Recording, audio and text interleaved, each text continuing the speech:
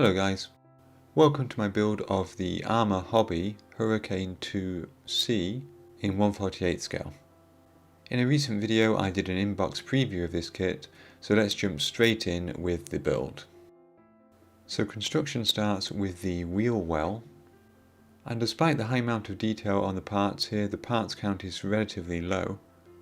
And the large attachment point that you see there for that tank is quite indicative of what we see throughout this kit.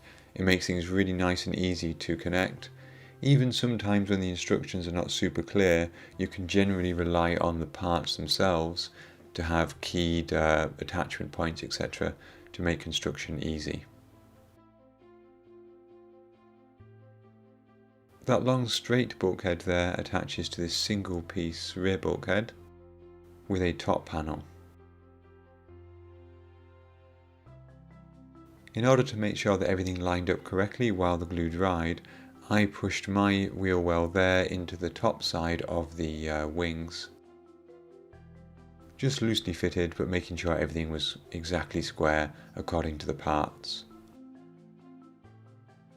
You can see here how that looks from the underside.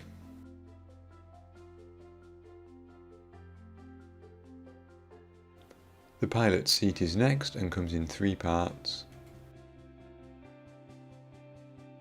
Here you can see that I've cut the upper wing off the sprue, and we've got these quite large sprue attachment points here. Slightly annoyingly, these are not just on the edges of the wing, but they also come around to the underside, so they would actually stop the two halves mating. Normally I'd leave these attachment points on until both the wing halves were together, and that way I find I get a smoother removal of them.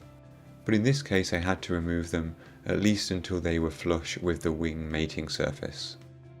As we just dry fit the top and bottom of the wings, we can see generally the fit is quite good, but we do need a bit more manipulation at the point here, which is where the navigation lights will go, isn't it?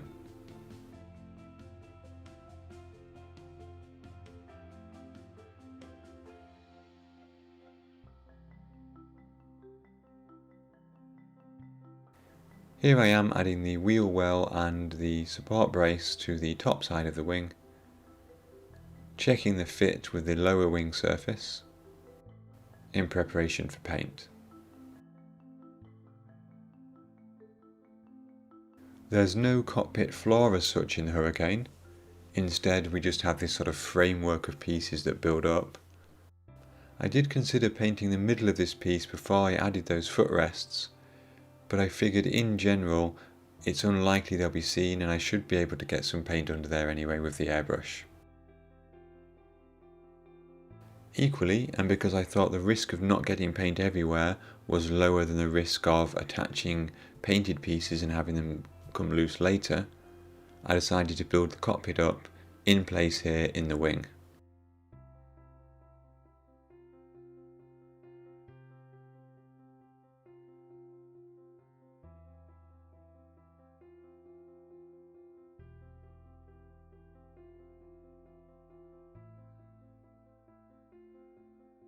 The fit was checked using the side of the fuselage.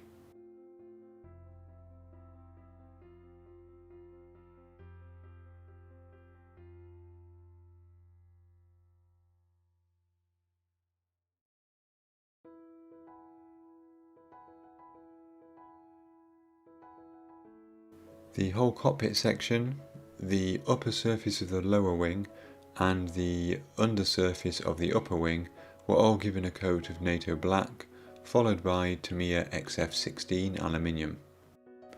The reason for painting the wings, of course, is because you can see through the cockpit floor down and up through the undercarriage bay. Equally, the sides of the fuselage were painted with the aluminium paint, except for a small area which was painted the grey-green cockpit colour, which is Tamiya XF71. There are a few details like this V-shaped set of tubes that need to be painted, and a few instruments there on the left hand side. There's a lot of detail in this cockpit, as you can see. I think a lot of it will be lost when it's closed up, but it is nice to know that it's there. Unfortunately, this is where things started to get a bit difficult, and really my problem centered around the fact that I wasn't completely sure from the instructions where this control column goes, whether it goes in the position you can see it in now, or if it goes slightly further forward or further back.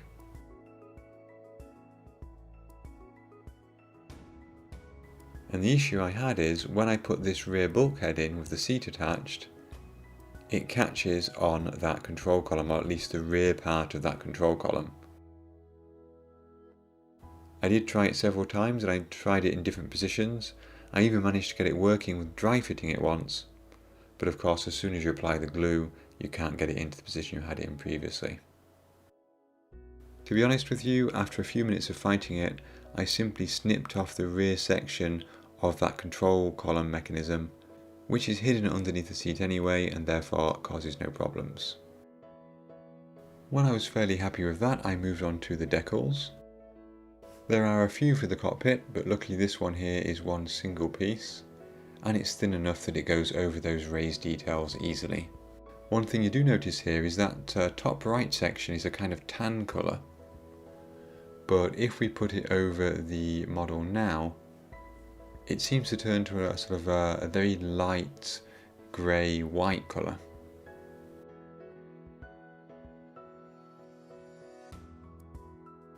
And unfortunately I had the exact same problem with the seatbelts here. You can see they're almost white in colour, but they were much more tan colour on that blue backing paper. So I'm not quite sure what happened there. There you can see that that's the same decal there, that's the same colour. So something has gone wrong there. Much nicer was the instrument panel decal. That slid over the panel perfectly. It was just the right size, and it sunk down very well into all of those details with a bit of Tamiya mark fit. I think that looks really good. I was very happy with that. Here is our cockpit finished and ready to be closed up. Because so little can be seen, I didn't do any kind of dirt wash or anything like that on the inside. One thing I do want to point out to you is this little pin here, and there's also one at the rear as well. They look like minor details, but they are so helpful in getting that fuselage side in exactly the right place. They're really, really helpful. Good move there from Arma Hobby. Before I closed up the wings, I had to insert these light pieces. Now the corrections for the instructions does mention that we need to remove a certain amount of plastic from the inside of the wings to help the fit here. Despite that, I still had to remove the plastic that Arma Hobby recommended, plus a fraction of a millimetre more on this light piece itself to get a good fit between the top and the lower parts of the wing there. You also have to be careful to get these the right way around, because they are slightly angled, and the instructions make no mention of that, so you just need to be really careful to make sure you get them with the higher, fatter end on the inside towards the fuselage. I really liked the way that the horizontal stabilizers were put together. Because these are a single piece, you don't need to worry about getting them at the right angle.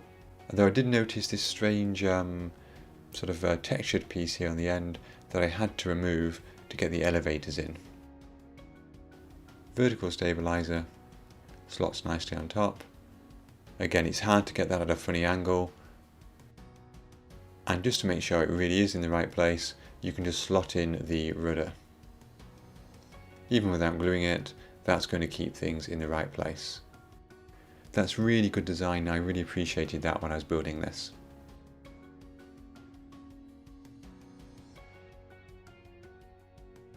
You can see a bit of a gap there as I add the tail to the fuselage. That's entirely my fault. I was over enthusiastic on cleanup. And in fact, if you give that a glue and a good squeeze, most of that gap disappears anyway. Moving on to the landing gear, you can see the aluminium painted wheel well there. I didn't glue the landing gear in place right now, but I did glue the two supporting struts to each other and use the fit points to make sure the angle was correct. It's a nice simple design, two parts and some clear attachment points. The undercarriage door goes on separately of course, but I left that off for separate painting.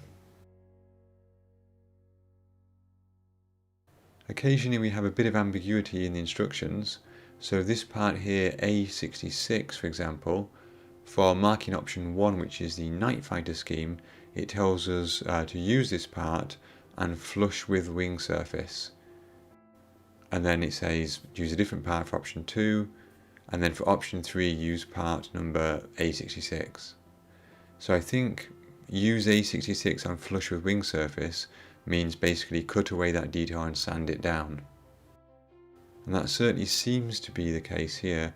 If we look at the starboard wing here on option 1, we don't see any form of bulge there. But if we look at the next scheme, option 2, we see that bulge there on the inside of the inner cannon. We do have the cannons to attach now. I checked their fit at this point, but I waited until I'd cleaned up the seam lines on the wings before I added them. However, they do really need to be added before painting because the leading part of those gets the camouflage paint. The propeller was another example of attachment points which weren't really optimal. You can see here it's right along the side and the inside edge of that blade there. I mean, it's not too hard to remove, but it is just a bit suboptimal. The instructions give us two separate parts for the canopy, T2 and T3. My interpretation of these instructions is that I would use part T2 if the canopy was closed and T3 if it were open. But I'm going for canopy open, so I went for part T3. As I mentioned in my review video, we do get some masks. But I simply applied one set on the outside, completely masked off the inside, and then when I come to paint it, I will paint the interior colour, the green, down over the canopy first, and then the exterior colour. And that way the green will be visible from the inside. As you can see here on the model, there's a few points that need a bit of sanding and a bit of filler. I would say that any of those are really my fault. In particular on the wing seams there, I was a bit enthusiastic trying to remove some of those sprue nubs, so a bit of filler might be required. Now in terms of camo schemes, you guys overwhelmingly voted on my community tab for the night scheme, scheme 1, Night Intruder, number 1 RAF Squadron, Tangmere, May 1942. And I'm really glad you did that because I really like this scheme and I really like the inclusion of the underwing tanks. However, just as I was about to put the black base coat on this, I was gifted a lovely gift of the Airfix 1/48 scale Pole Bolton Defiant. And as you can see, both the schemes in that kit are Night Intruder schemes, all black. Initially I thought, well, I don't want to do two all black schemes back to back. But then I figured that the all black schemes are quite hard to master, and so I decided to use this Hurricane as a chance to practice my all black camouflage weathering, and then hopefully I can improve that even further on the Defiant. So with that in mind, I gave the Hurricane a base coat of XF1 flat black. Because of that fine surface detail, I didn't use any primer, I just went straight to the black paint. There were a couple of areas where my sanding wasn't perfect and there were small gaps, so I had to go back, fill those again, sand them again, and repaint. A lot of people recommend not using pure black for scale models, because it looks too stark. I tried Tamiya XF85, which is rubber black. You can see here the difference between the rubber black on the aircraft and the XF1 pure black on the fuel tank. And I think the rubber black does look better. There's just something about it that, I wouldn't even say it looks lighter, but there's just something about that colour, I think, which looks better. So I decided to stick with that. I figured despite the difference in colours, any pre-shading wouldn't really show up anyway after varnish, so I decided to go for a pin wash for my weathering, rather than do any mottling on the camouflage paint. And generally speaking, the reference photos I've seen of this aircraft haven't shown a huge amount of weathering. One thing I did have to do, however, was a small amount of masking, because we noticed from the paint scheme here that the trim tabs on the elevators retain their sky undersides, and their dark earth or dark green top sides. And in fact it's the same with the tip of the tail there and the trim tab on the rudder. So I'm guessing that's because the original RAF's temperate land scheme was overpainted and for some reason those parts were not.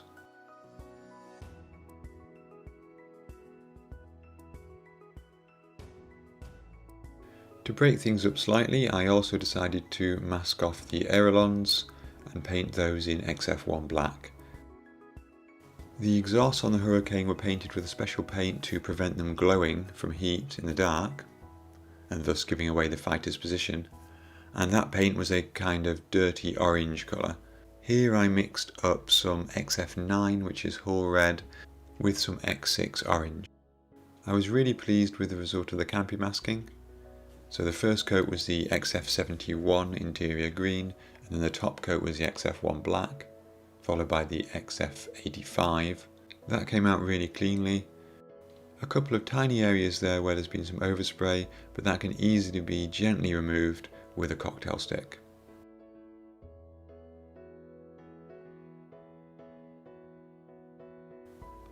The insides of the wheels were painted with Vallejo metal colour. Arma Hobby do give us masks for these, but I didn't feel the need to use them. After a coat of VMS gloss varnish, it was on to the decals. I was slightly worried about how these would go down over this large amount of detail on the wing, but they generally went down pretty well indeed. They're nice and thin. I put some Tamiya mark fit on the surface before the decal over the top, then some more mark fit on top of that. I feel that did the job quite well. In fact, some of these decals went down so well that I had a job adjusting them if they were in slightly the wrong position.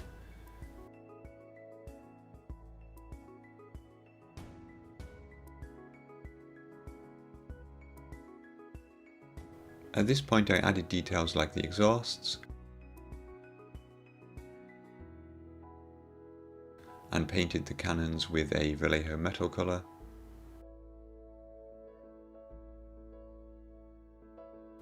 Then it was time to move on to the weathering, which was the stage which was causing me the greatest trepidation. I went for a neutral grey pin wash made from Abteilung 502 oil paint, thinned with odourless thinner.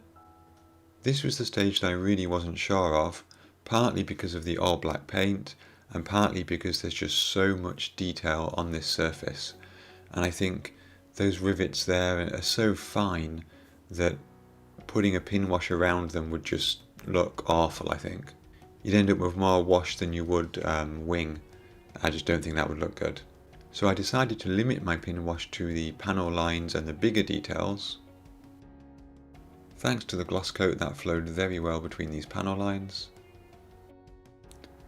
As always with oil paints, they take a long time to dry, which gives us plenty of working time to correct any mistakes or overspill. On this first wing here I had quite a lot of that. This was cleaned up with a brush dampened in odourless thinner. You do have to be very careful of this because the contrast between the grey and the black is quite high, and therefore you can end up leaving stains if you're not careful. This was also quite a difficult balance to achieve because I was very aware that this would get toned down by the matte coat which would go over the top.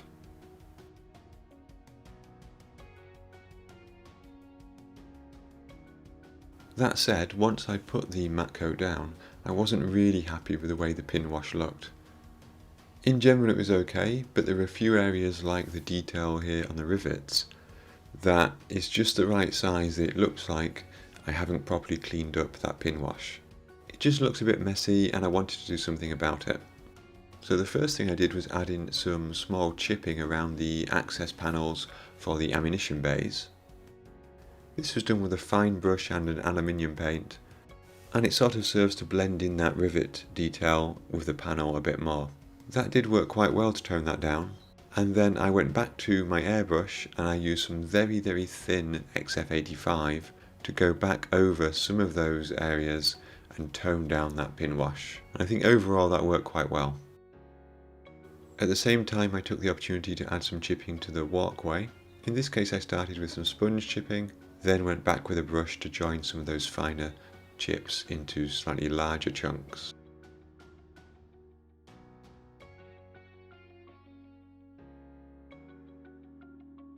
Some of the reference photos I saw also showed chipping on the undercarriage doors, I guess from things thrown up during takeoff and landing. The pure black propeller blade was given some variation by first of all chipping on a dark grey colour, and then adding some aluminium chipping to the leading edges. And with that done, my Hurricane was ready.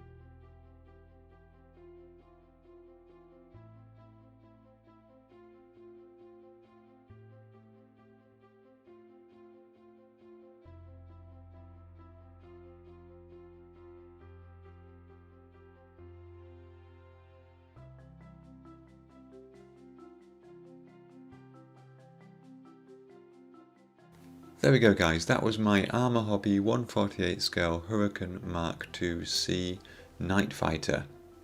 My first attempt at an all black camouflage scheme. Not my best model to date I would say, but a very enjoyable kit to build. I'd been looking forward to this from Arma Hobby for a long time. While their kits are slightly more expensive than your average 1/48 scale kit, you do get a lot for your money here. I really appreciate the three very different schemes that we get. I love the level of detail, particularly in the cockpit and on the wings. I like the fact that we get masks, and the general engineering of the kit of course, which is really good.